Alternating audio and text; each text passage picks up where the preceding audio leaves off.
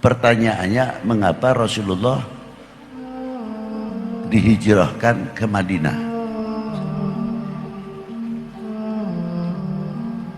Mungkin di sini hanya banyak yang menerangkan tekanan-tekanan dari kafir Quraisy pada waktu itu. Lah, seandainya tidak ada tekanan, apalah tidak ada hijrah? Hijrah tetap maubud, sudah tertulis. Tak ada halangan atau tidak, tetap akan dihijrahkan ke Madinah. Mengapa pilihannya Madinah? Padahal semenanjung Arabia pada waktu itu sudah maju. Kenapa pilihannya Madinah? Lah, ternyata Madinah dulu namanya Yathrib. Yang sudah ada jalan tersebut disebut Jalan Sutra, yang menghubungkan Yathrib sampai ke timur jauh, ke Cina. 3000 tahun sebelum Masehi. Maka ketika Rasulullah hijrah, yang dibangun apa? Sarana ibadah, sarana pendidikan, dan ekonomi yang dibangun oleh baginda Nabi sallallahu alaihi wasallam. Itu diantaranya. Hebat sekali. Sehingga bisa mengumpulkan perjanjian Madinah dan sebagainya pada waktu itu. Jadi kalau kita tafsirkan panjang, mungkin insya Allah hijrahnya Rasulullah, kalau kita tirukan, Allahu Akbar, bangun masjid.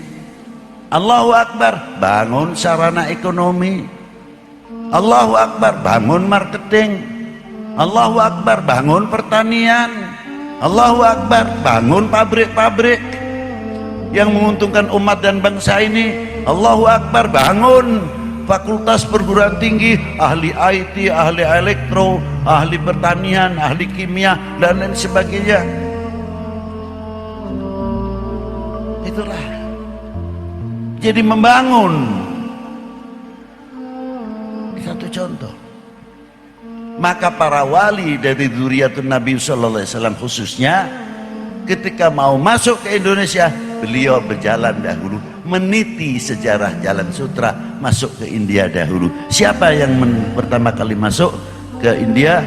Sayyidina Imam Amir Abdul Malik bin Alwi Amal Faqih bin Muhammad Said Marbad bin Ali Khalid Qasam bin Alwi bin Muhammad bin Alwi bin Ubaidillah bin Ahmad Al-Muhajir bin Isa An-Naqib bin Muhammad An-Naqib bin Ali Al-Uraidi bin Ja'far Al-Sadiq bin Muhammad Al-Baqir bin Ali Zain Al-Abidin bin Husain Sibti bin Ali bin Abi Talib wa bin Fatimah Zahra Al-Batul binti Rasulullah sallallahu alaihi wasallam Rasul.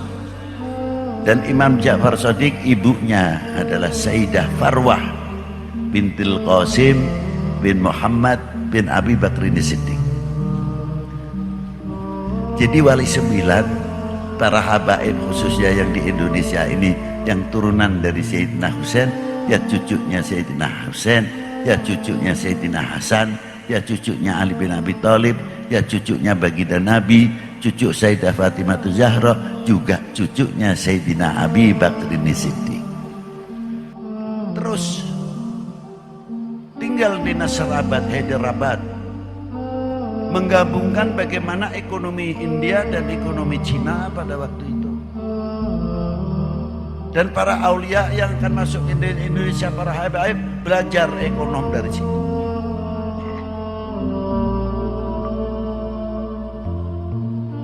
Beliau membawa apa?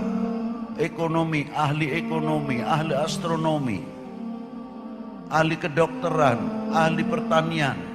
Banyak yang digapai ilmunya untuk pembekalan masuk Indonesia, bukan pedang. Nah itu, masuk ke Indonesia dengan jalur ekonomi. Kalau saya bawa dagangan, masuk ke rumahnya orang, Assalamualaikum, waalaikumsalam. Aduh, di mana Pak? Kalongan biasa Pak, batik biasa nama. Kalongan ngurus tepat. Itu nanya, itu curiga. Dan badik nasir dibantu. Aduh Pak, ningalan be menang tahan tuh. Wih mangga tuh, langsung Pak tepang. Coba kalau kita pakai begini-begini, langsung, Assalamualaikum. Waalaikumsalam. Kenal Islam, ingin belajar Islam, bubar orang. Teori yang luar biasa, ulama-ulama kita yang canggih, luar biasa. Yang ahli ekonomi, yang ahli pertanian, bagaimana lemah lembutnya beliau. Tidak cukup dari itu, seni budaya itu tidak kita tabrak, tapi kita hidupkan, dialihkan yang baik. Seperti siapa? Dunia perwayangan yang dilakukan oleh Kanjeng Sunan Bonang dan muridnya Kanjeng Sunan Kalijogo. Itu luar biasa. Bukan kayak seperti Habib Lutfi.